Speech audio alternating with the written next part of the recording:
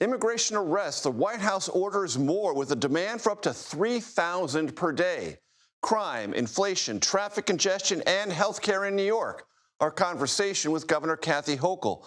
And Trump's new tariffs were blocked in court, then reinstated. But for how long? And what do tacos have to do with tariffs anyway?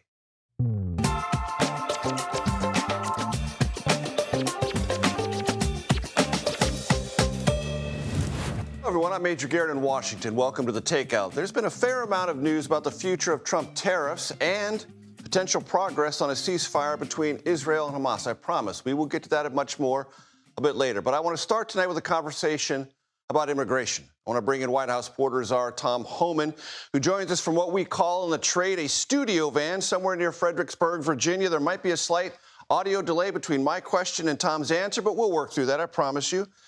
Tom, thanks for joining us. Can you confirm reports that last week, top White House advisor Stephen Miller ordered a new target of 3,000 immigration arrests today, and in that meeting expressed frustration with the current pace of enforcement actions? Well, yeah, I'll confirm, Steve, Secretary Noam, and myself. I've been saying since, the first month of this operation that the numbers are good. The arrest numbers on the interior enforcement operation, they're good. They're a lot better than the Biden administration, but it's not good enough. I mean, ICE was, during the most horrific 4 years of historic illegal immigration, ICE had the lowest numbers of arrests and removals in the history of the agency. At the same time, you had unprecedented illegal entry on the border. So I need more numbers. I've been saying the numbers are good, better than Biden, but they're not good enough. For instance, there are over 600,000 illegal aliens with criminal records walking the streets of this nation. So arresting, several hundred a day isn't enough. So, yeah, we got to vastly increase that. I've been behind it for months. Steve Miller agrees and Secretary Noam agrees. We're all on the same page. We need more. Tom, at that pace of 3,000 arrests a day, would that triple the current rate? And is that attainable? Well, certainly attainable. We got plenty of, as the target-rich environment, like I just said, we got over 600 criminal illegal aliens walking the streets, and it's. I mean, do you have the resources to do it? I guess is what I'm getting at, Tom. Do you have the resources to do it? Yeah, we've added. We certainly have the resources. Not just ICE out there now. We got DEA, FBI, ATF, U.S. Marshals. It's all a government effort that President Trump came up with, and we've just added a lot more teams. We're going to have up to 1,000 teams out there on the streets, which is a lot more teams than we had in the past. We added additional targeting to give more information on where these people can be found. So we've increased targeting, we've increased teams, we've increased assets. So yes, it's certainly attainable. You mentioned the 600,000 number. I well remember, Tom, during the campaign, President Trump saying, we know where they are, local police know where they are, they're easy to find. Have they been harder to find than you imagined? Well, sanctuary cities, they're a roadblock. They're a speed bump, right? Because rather than arresting a bad guy in a county jail where it's safe for the alien, safe for the officer, and safer for the community, sanctuary cities release them into the community. Now we got to go find somebody that don't want to be found. Of course, it's a lot harder, but like I said in the past, sanctuary cities would just have to flood the zone. If we can't send one officer to the jail, arrest one guy, we got to send a whole team to arrest that one guy and try to find him. We're going to send a whole boatload of agents. We're going to send a lot of agents to that city, and we're going to swamp the neighborhoods. We're going to increase worksite enforcement operations. If we can't arrest a bad guy in the jail, then we'll arrest him in the community. We'll arrest him at the worksite. You mentioned sanctuary cities. There's a report here this week that in her budget submission, quietly, the mayor of District of Columbia, Muriel Bowser, has pulled or wants to pull back sanctuary city status for the District of Columbia. Have you been in conversations with the mayor? Do you know that that's true? How would that change things here in the nation's capital? I have not spoken to that mayor. I've been speaking to mayors, of course, but I have not spoken to her specifically. But look, it'd be huge. I think every mayor, every elected mayor, number one responsibility is protection of their communities and removing public safety threats from their communities. And that's what President Trump's been concentrated on. Public safety threats and national security threats. Everybody ought to be on the same side. Everybody has a responsibility to protect their community. So help ICE do this. We're not asking the immigration officers. We're asking for their cops. We'll work with our cops to remove public safety threats that are in the country illegally. It was confirmed late this afternoon, Tom, that there's going to be another shakeup at ICE. Enforcement and removal operations person Ken Gianalo is going to retire soon, and Robert Hammer, current head of Homeland Security Investigations, will be reassigned. What was the catalyst for these changes? Well, look, ICE reports to the secretary. That'd be a question for DHS. They make those personnel decisions. I don't. I'm at the White House. I'm in. I work with Steve Miller, and brilliant man. And we're working on, overall strategic visions and operational guidance on what to do out there in the field and what to do on the border to bring success. But personnel decisions like that rest with the secretary, so that'd be a question for her. Understood. With the pace of arrests and detentions, some citizen children and some residents with green cards have been swept up. Do you have any regrets about that? And is it possible that demands for a faster or more accelerated pace of arrests could lead to more mistakes? Well, like I said, we prioritize public safety threats, national security threats. But like I just said, when sanctuary cities force us into the neighborhood to find that bad guy, many times that person is with others that are illegally in the country, but may not be a criminal target. Well, they're going to go too. We're not going to tell ICE officers to ignore the oath they took, do not enforce the law you swore to enforce. The last administration told ICE officers, you can't arrest somebody for simply being here illegally. They got to be convicted of a serious offense in addition to being here illegally. That's rewriting statute. That's rewriting federal law. We're letting ICE officers do their job. So sanctuary cities want to force it in the neighborhoods. You're going to see more collateral arrests. They're going to get exactly what they don't want. More agents in the community and more collateral arrests. Let us in the jail. Let us have the bad guy in the safety and security of jail. It's better for everybody. But as far as U.S. citizen children, look, having a U.S. citizen child doesn't make you immune from our laws. If you cross the border illegally, which is a crime, whether you show up in court or don't show up in court, and you fail to leave as ordered by the court, and you choose to hide out and have a U.S. citizen child, that doesn't make you immune from the law. You put yourself in that position.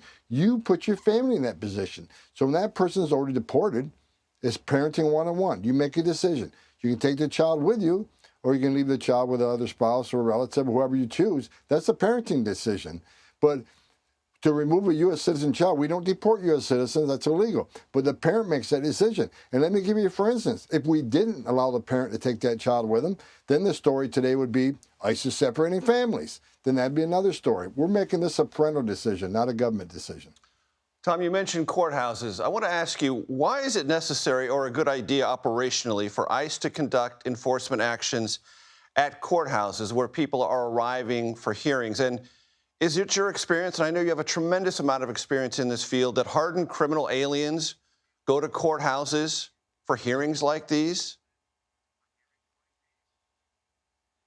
No, we arrest a lot. We arrest criminals at courthouses. We arrest fugitives, those who have had due process at great taxpayer expense and choose to become a fugitive and go hide out. If we know, that's why we lifted the whole central location policy. ICE was the only law enforcement agency that had a policy: you can't arrest somebody at a courthouse, you can't arrest somebody at a medical center, you can't arrest somebody at a church. And look, there's no sanctuary for a public safety threat or national security threat. So when we lifted that policy, it's like we're not going to raid schools. We're not going to go and raid a school, but if we have an MS-13 member that's a senior in this high school, and we know he's there now, we've been looking for him, we'll work with local authorities to arrest that MS-13 member. Law enforcement does that every day, every other law enforcement agency. So we're no different, but there's no sanctuary for public safety threats and national security threats. But courthouses, look, I've been in courthouses many days, many times, where I watched a father getting arrested in a courtroom for not paying child support. So why can't ICE go in a courthouse and arrest a significant public safety threat? It's the right thing to do. Take them off the streets and put in. And look, if the local prosecutor, the state or federal prosecutor, wants to continue with the prosecution, they simply got to agree with us, take them back in custody, let us know when you're done with them. But there's no sanctuary for illegal aliens or a public safety threat in this country. Before I let you go, Tom, and I hope this is the first of many conversations that you and I will have, as a general principle, is someone who is in this country illegally, but not a criminal, has not committed any criminal violation in this country, just here working and living illegally, is that person, according to your definition, by himself or herself, a public security threat or a national security threat? No, they're not. But let me add to this. Well, our priority is public safety threat or national security threat. But if you're in the country legally, you're not off the table. I mean, I may prioritize my family life over my business life, but I don't forget about my business life. Prioritization is about going after who first. But if you're in the country legally, that's not okay. It's a violation of law to enter this country legally. That's a crime. So if you're in the country legally, you got a problem. That's why we're pushing the CBP Home app to go on your own. Make your arrangements. Plan your departure. We'll work with you. We'll give you a plane ride. We'll give you money to help you down there. But you can do the CBP Home app and get your matters in order. Mm-hmm. Much more humane process, and we'll help you. But if you go make us come find you and put you through this whole process at great taxpayer expense, right, and formally remove you based on a court order, then there are statutory bars placed against you. Right. Where you can't come back to the country, take advantage of a tourist visa or visitor visa, or maybe have a U.S. citizen child that can petition for you for some day. Make those legal avenues open to you and leave on your own. Tom, we'll continue this conversation. I hope you'll come back. Thank you, sir. I appreciate it. Tonight on The Takeout, Harvard's graduation day gift, a court-ordered reprieve for blocked foreign student visas. Plus, the president and Powell one-on-one. The Federal Reserve Chair, Jerome Powell, defends the Fed's independence at a White House meeting. And New York Governor Kathy Hochul. He exceeded the authority. It's up to Congress to engage in the tariff negotiations, and he just ignored that. As a court blocks, then reinstates Trump's tariffs, my conversation with the governor of the country's third largest economy. That's all ahead on The Takeout.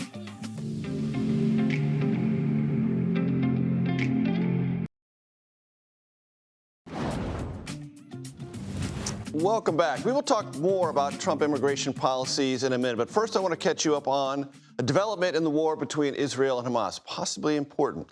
Israel, under some pressure from the White House, has agreed to a 60-day ceasefire with Hamas and expansion of humanitarian assistance into Gaza.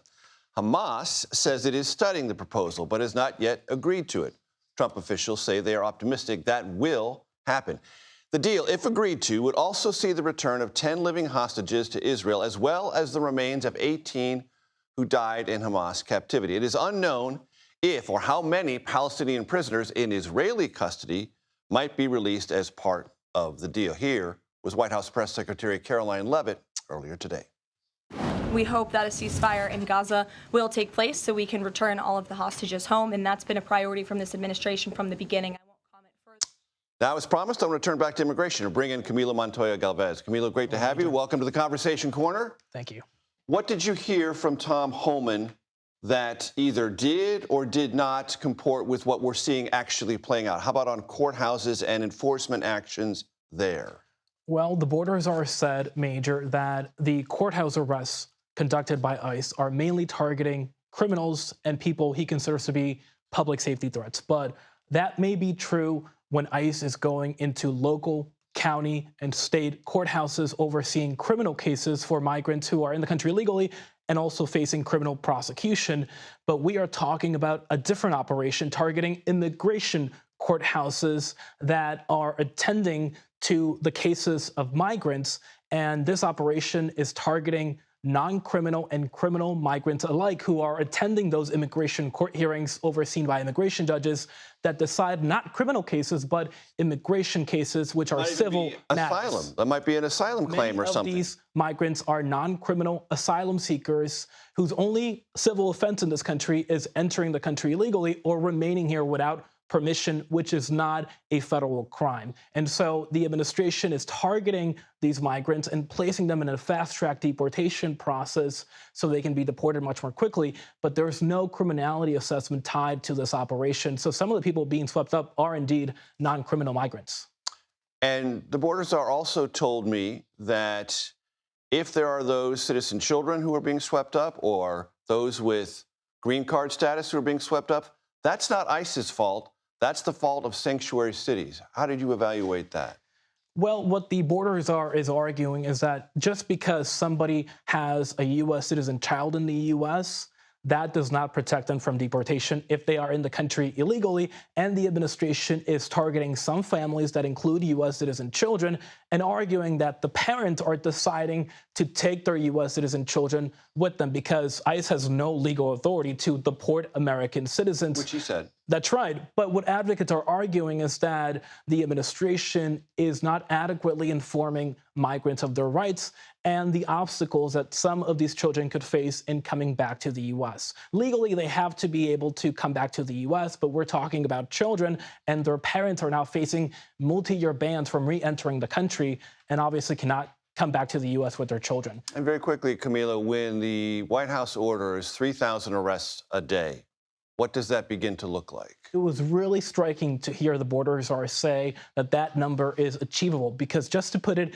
in perspective, Major, during the last year of the Biden administration, fiscal year 2024, ICE averaged about 300 daily arrests. And right now, ICE is averaging about 700 daily arrests. So going from 700, the current average, to 3,000 arrests would be an unprecedented expansion of immigration enforcement in this country that many experts say is not possible with the current staffing and resource levels. But of course, Homan is right that now ICE is getting help from agencies like the FBI, ATF, DEA, and Customs and Border Protection alongside the IRS and other federal agencies. So yes, ICE is getting more help from across the government, but this is still a very significant and ambitious goal. Camila Montoya Galvez, thank you so much. I appreciate it. It's called negotiation, but don't ever say what you said. That's a nasty question. What is TACO? It's an acronym, not the food. And why is it so angered President Trump? We will serve up the answer next. That's what we do here. We serve up the answers. The Takeout.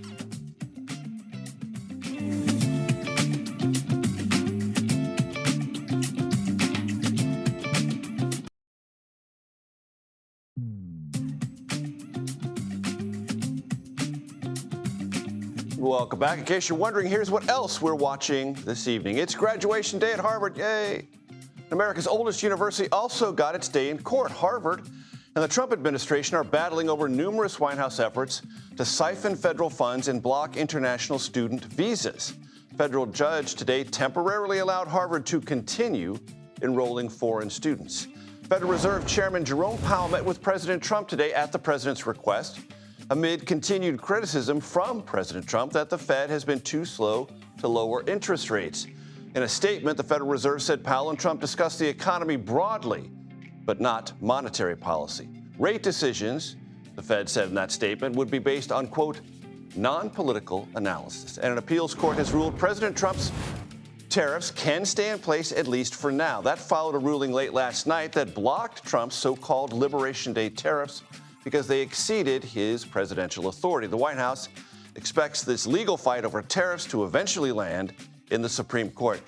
Elon Musk and several of his Doge associates, once the vanguard of a Trump-fueled government makeover, are leaving the administration. Musk insists, however, that the Doge mission will become a way of life throughout the government. We'll see if Congress agrees. Musk spoke with CBS News for this week's Sunday Morning. And, you know, it's not like I agree with everything the administration does. So it's like I agree with much of what the administration does, but we have differences of opinion. You know, there are things that I don't entirely agree with. But it's difficult for me to bring that up in an interview because then it creates a bone of contention. So then I'm a little stuck in a bind where I'm like, well, I don't want to, you know, speak out against the administration, but I don't want to. I also don't want to take responsibility for everything the administration is doing. Our panel is with us now here at the family table. Strategist, Democrat Joel Payne, Republican Matt Gorman, and my beloved colleague Nancy Cordes. Great to have you all here at the family table. So I want to talk about this acronym, TACO, and an engagement at the White House yesterday that caught our eye. Let's roll it. Wall Street analysts have coined a new term called the taco trade. They're saying Trump always chickens out on your tariff threats, and that's why markets are higher this week. What's your response to that? I kick out? Chicken out. Oh, isn't that nice? Chicken out. I've never heard that. 6 months ago, this country was stone cold dead. We had a dead country. We had a country people didn't think it was going to survive, and you ask a nasty question like that. It's called negotiation. Don't ever say what you said. That's a nasty question. Go ahead. To me, that's the nastiest question. So, just to reframe, Taco, Trump always chickens out on tariffs. Nancy, you were in the room. Yeah, and you know, it was funny watching. Trump had heard that. He knew what she was talking about. It didn't seem like he had heard this before, because she explained it to him, and it took him a minute to get it, you know. And then once he got it, he sort of he gave a pretty full-throated defense of his tactics. He said, look, this is just good negotiating, that you threaten them with something big, and then when they do what you want them to do, you roll it back. But it was almost like as he went along, he got more and more offended by the TACO acronym. And so it was right then at the end where he said, that's a really nasty question. But up until then, he had been, you know, pretty happy to answer it. And that acronym comes from Wall Street traders who've basically built this into their expectations model of where this tariff policy, such as it is, goes. Matt? Yeah, it's clear that they have an idea that they don't ever think these will actually see the light of day, at least on a permanent basis. As Nancy said, this is a negotiating tactic. However, this instance reminded me of the time we also accused Trump of chickening out, and that was in the 2011, 2012 time where we said he would never run for president. He's chickening out, and eventually he's like, you know, I'm going to call your bluff, and he's going to go even further than we ever expect. So I would caution those that suddenly expect him to always chicken out. Even if it's just to spite you, he will go further than you think. And the author of that question, Megan Casella of CNBC. Joel, your sense of that? My sense is that Donald Trump got called out on what he's doing and didn't like it. And Matt, I appreciate the attempt to spin there, and I understand what you're trying to say. Here's what's different. Donald Trump, when he is doing this, what he calls negotiation, it's not as smart or as 3D chess as he thinks it is, because you've got the entire global economy at stake. This is a pretty high-stakes game of chicken, pardon the phrase, that he's playing. And I think it's more than just Wall Street speculators not buying what he's doing. It's people who have to buy product months and years in advance, who have to make decisions based on what Donald Trump is doing, who can't, because he's not a reliable narrator. And I think that's the real issue beyond making fun of him because the acronym TACO is a little funny to say. And this is going to play out now in the courts at a very high level, because the Supreme Court, if the White House gets its way, and I believe it will, is going to decide what are the limits of presidential authority when it comes to tariffs. You know and I know, basic civics, Constitution invests taxing power in Congress, not the presidency. And a tariff's a tax. The president said so this week. This is a big deal. Whatever the court decides will either limit dramatically or vastly expand this tariff-making power of a president. You could say that about immigration and DOJ as well. Like the first 100 days are about what Trump could do himself with a pen and executive orders that are prepared ahead of time. These next 100 days will be about Congress and the courts. They can pass that bill, and what the courts finally, likely the Supreme Court, end up deciding on a host of those issues, including tariffs. But imagine if you are a country trying to negotiate with this White House. And there's this window now where you're trying to figure something out. Do you negotiate more? Do you negotiate less? Right. You're trying to get it done as quickly as possible, because initially White House officials said 90 deals in 90 days. We're now almost 60 days in. We've had one deal. And you don't know if these tariffs are legal or not. You're trying to fix a problem that the White House says is existential, which is the fact that a lot of countries have trade surpluses with the United States, something that is very difficult to change in the short term. And so it just makes all of these negotiations that much more difficult. Matt, Harvard, I'm sorry, go try. I was just going to say, I know we're talking about tariffs, but I thought it was interesting a couple of days ago, the Russian state TV was poking fun at Donald Trump and mocking him and claiming that Donald Trump wasn't serious in the things that he was saying related to bringing the Russia-Ukraine war to an end. And so to the point about Donald Trump's word not being reliable on an international stage, I think it becomes very germane. Matt, Harvard and the clash between the White House, very specific to Harvard. Bad law, good politics? Oh, great politics. Every time you see Trump versus Harvard. Why is it good politics? Because people in Plano, Texas, or Des Moines, Iowa, are not taking Harvard's side on this, and a host of issues. And I think Democrats, They don't want as a their kids party, to go to Harvard? They might, but they don't want to side with Ivy League school with a $50 billion endowment. I think, and I think also too that the Democratic Party talks like higher ed administrators, and now they're defending them. In many ways, this is Wile E. Coyote running off the cliff and not realizing it's over 5 feet over until it looks down. There's nothing there. Every day Democrats defend Harvard, it's a good day for us. Joel, it's not often that you're compared with Wile E. Coyote. I'm not. And I will say I'm an Ivy League grad, so I might be on the wrong side of the elitism scale here. I would say this. You talked about Plano, Texas, and Des Moines, Iowa. There are a lot of people in those communities that want their kids not just to go to Harvard, but other institutes of higher education. What they don't realize, maybe, and what they will realize very soon, is that when Donald Trump talks about stopping foreign students from coming to places like that, you know what that means? Functionally, less people from Plano, Texas, and Des Moines, Iowa, getting to go there and have their education paid for. And when that catches up to them, I don't know if the politics is going to look as good. Maybe the $50 million endowment could help pay for it, and then That's instead not how of having endowments work. You know that, 60 million spots, 60% of its grads in the Harvard Kennedy School are foreign grads. More spots for those folks in Iowa. Nancy, Elon, and many associates walking away from their special government employee status this week. Right, and they had to do that.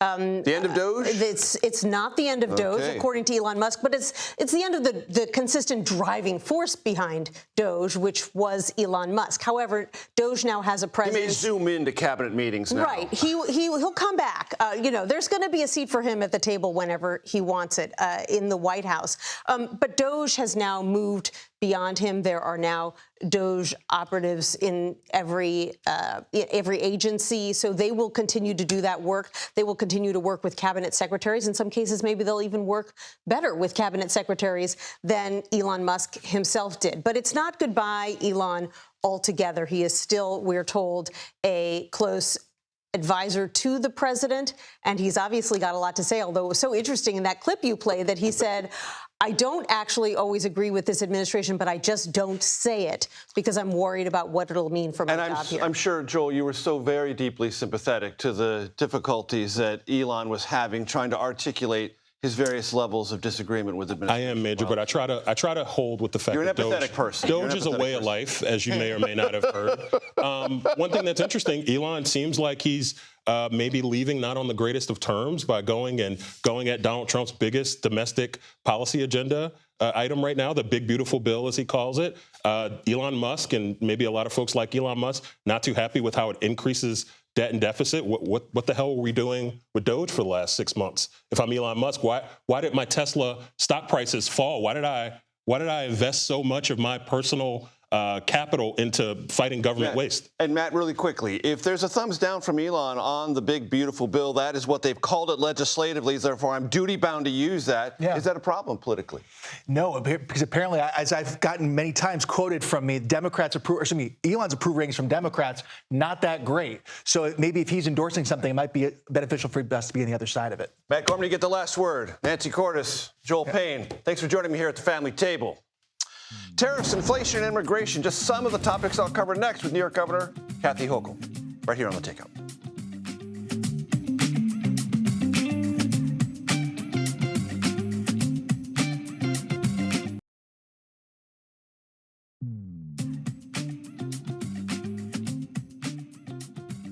Welcome back.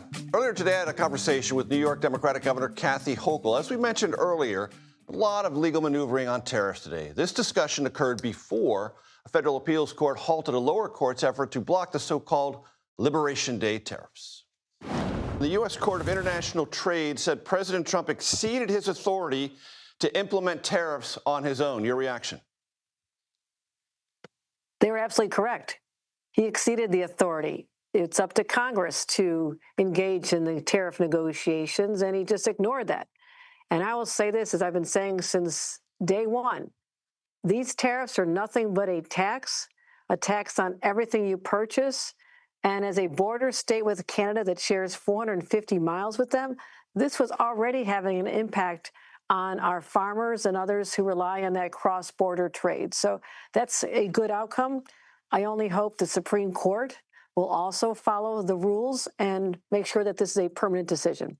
I want to talk to you about immigration raids. There have been raids in courthouses in 4 states, including New York. ICE agents, some in masks, waiting to arrest asylum seekers after their hearings. The records often suggest those being targeted do not have criminal records. Do you regard this as moral, legal, ethical?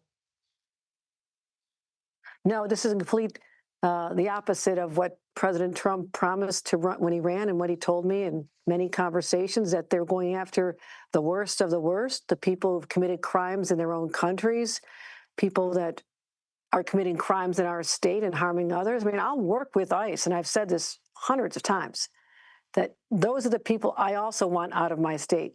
But those who are following the rules, going down to immigration court to have their required meeting on their path to asylum, they're just sitting ducks now. And to have ICE distracted from getting the real criminals off our streets, which is what we support, and focusing on people who are law-abiding or have been here for years and years and have built up a family and a business, I'll tell you what, I have 400,000 open jobs in the state of New York right now. I want people who want to come here to work, file the papers to be here legally, and embrace them and let them start paying taxes and being part of our family and our economy. And what's happening with these raids, and I'm not just talking about in courthouses, we had a horrific raid where ICE members showed up at a farm at 6 a.m. in Tom Homan's hometown of Sackett's Harbor in upstate New York. You know who they took? Not criminals. They took away a third grader, her mother, and her teenage twin brothers. They just scooped them up. Dad wasn't home at 6 a.m. Why? Because he was out on the farm milking the cows that early in the morning. They took him to a detention center in Louisiana for 11 days. I raised hell about that because this is exactly the opposite of what we are told. The law-abiding individuals will be left alone, continue their jobs. We need them, and to go after the criminals. So, no, this is wrong on many levels, and we have to stand up and call it out for what it is. Do you agree with Representative Alexandria Ocasio-Cortez, who described ICE as a, quote, rogue agency that should not exist? No, we need to protect our borders. I don't support open borders. And what we're trying to manage in the state of New York is this influx of 220,000 people who came in the most recent wave over the last couple of years. And we want to have some control on our borders. But for those who are already here that want to work, that's a different story. But ICE is necessary on the border to help also get rid of the criminals. Governor, according to the statistics I was just reviewing this morning, 7 million New Yorkers are enrolled in Medicaid. About 30% are children, and 71% of Medicaid recipients in your state work full or part-time. What effect would planned Medicaid changes being debated in Washington right now have on your state, your Medicaid recipients, and your ability to budget for the future? One word: devastating. Absolutely devastating. This is a safety net program to help people who are struggling. And we've always, in the state of New York and in this country, have realized our responsibilities as those who need a hand up and to take care of our little kids and senior citizens in nursing homes. The vast majority of people in our state on Medicaid, most of the expenses in nursing homes. And what is supposed to happen to them? Are they coming back home? Are you going to take care of them? Republicans in Congress who support this. So they're at odds with the interests of their own districts, the people who elected them and sent them to Washington, and they need to be held accountable for this. We'll talk to you about New York City for a moment, a city that thrives on tourism, quite understandably. And it depends on New Yorkers also their sense of public safety. And I must tell you, Governor, in ways that I have not heard since the late 1980s, when I talk to friends who live in New York, they have an anxiety about crime, either in the subways or on the streets. That lurking anxiety now bothers them in ways that they don't remember for years and years and years. How much of that falls on your doorstep? What I'll say is that perception is real. I acknowledge that, and fear can be debilitating. And as a mom myself, the first mom governor, I know protecting people's families is my #1 priority. So I speak often about public safety. And I've invested over $1 billion since I've been governor to keep our streets safe. Gun violence is down to historic lows. Subway crimes are down to a 27-year low. But me talking about statistics, I can't change the human emotion of fear that exists. But what I have done is take tangible steps to protect people in our communities. For example, the subways, the lifeline of our city, get so many people to their jobs even late at night. people working in uniforms going into hospitals or to, be a night watch person. They deserve to be safe on our subways, which is why I, as the state, for the first time in history, have allocated funds to pay for New York City police. Now, this is a local issue, but I'm helping fund NYPD, so there's 2 police officers on every single overnight train. So those individuals feel more secure. I've also put upwards of 1,000 National Guard members in our subways to help people get that sense of security. I'm hearing a lot more positive outcomes from that, but we have a ways to go. More of my interview with New York Governor Kathy Hochul next here on The Takeout.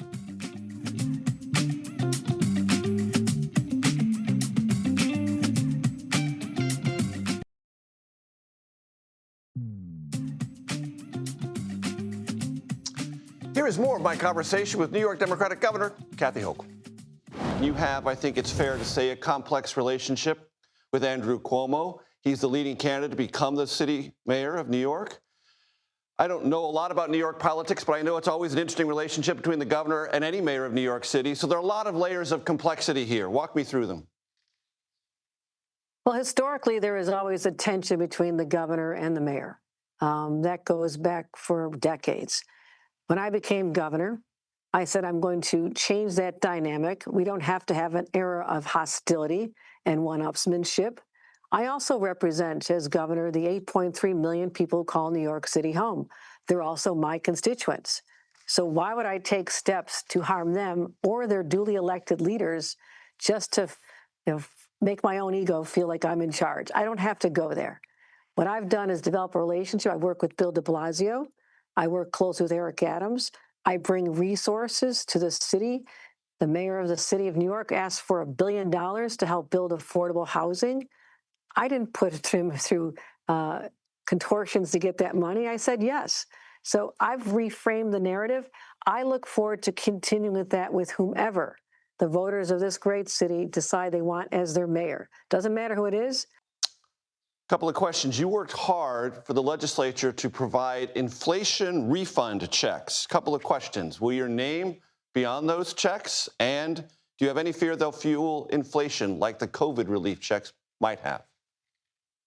My name will not be on the checks, but what we've done is tried to address a situation, the opposite of what Washington is doing with their tariffs and their cutting programming and hurting our New York family.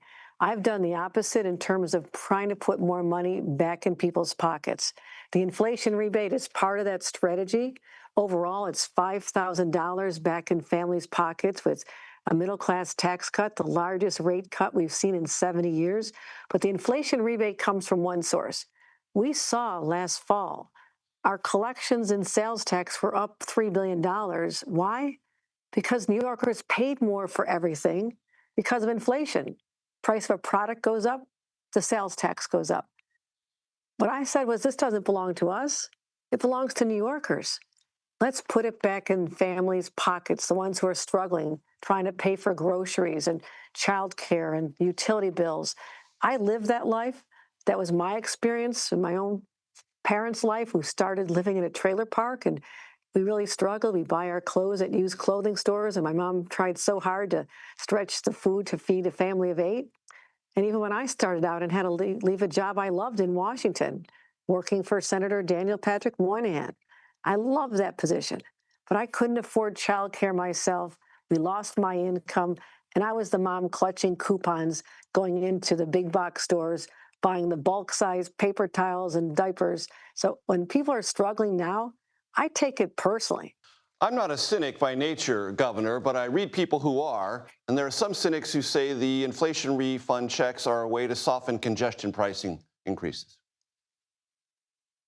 I don't see the connection at all. They're actually independent. Most people in the state of New York aren't even within the realm, the geographic area that's affected by congestion pricing. And congestion pricing is working. I was able to reduce the initial cost 40%. It was supposed to be $12 for people who go into the congestion zone. I got it down to $9, reduced it dramatically. But also, that is funding the lifeline of our city, which is public transportation. 90% of the people who work in the central business district, the area identified in Manhattan as being in the congestion, the tolling area, they take public transit. They take our buses and our subways and our trains. And I have to find the money to overcome decades of disinvestment. So that is a highly functioning, clean, efficient, safe operation. So the congestion pricing money helps fund that. But also, New York is a different place right now. Our streets are not as congested. And people that were very fearful of congestion pricing, like people on Broadway, all the producers, they just had their best year ever. Retail sales, people were terrified people would not come into the city of New York. They're coming in droves. Our streets are packed. People are spending money. And the good news is that everybody from Uber drivers to taxi drivers, they're getting around faster because there's less traffic. You're in a rather intense legal war with the Trump administration over congestion pricing. Where does that stand? And how would you describe your relationship with President Trump on this and so many other issues? On congestion pricing, we just keep winning. We had another victory in court, literally a temporary restraining order to get the administration to stop threatening me. Every month I get a letter, a hostage letter, it seems. They're saying we're going to take your funding for different programs if you don't stop it. The truth is this is a local decision made by a state and its localities that we want to manage our traffic in a certain way.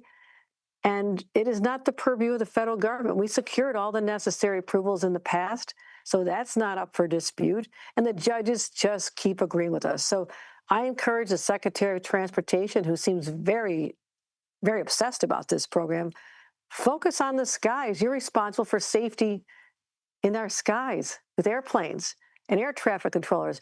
I'll do my job, you do yours, and we'll be far better off. My relationship with the president, obviously complex, but I have said to him, and we've rolled up our sleeves and worked together in areas where we have a common interest, and I'm grateful for that access.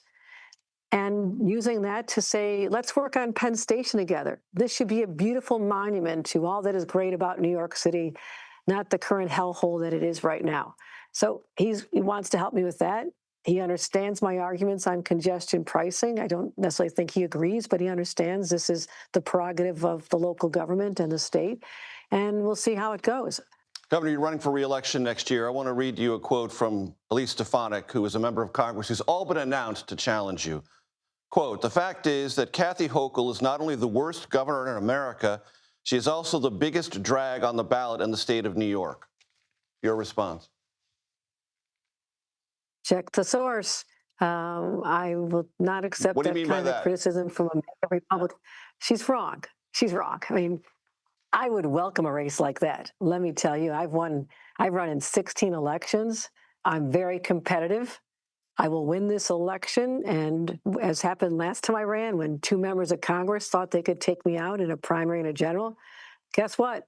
They became former members of Congress. So when they're counting their numbers and seats they're going to lose, if the Republicans want to lose another seat there, because I can win that with a Democrat, that's fine. That's fine. And having the baggage of not fully repealing the state and local tax, which was a promise, hurting people by taking Medicare away and the SNAP program and education programs, there is so much ammunition. I say bring it on.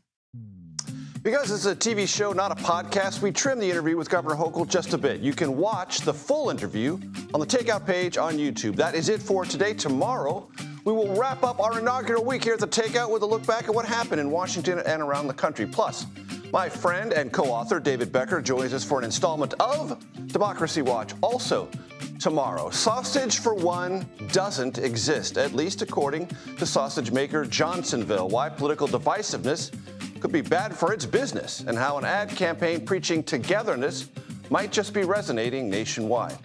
Please stick with us. Why? Well, the Daily Report is next, right here on CBS News 24/7.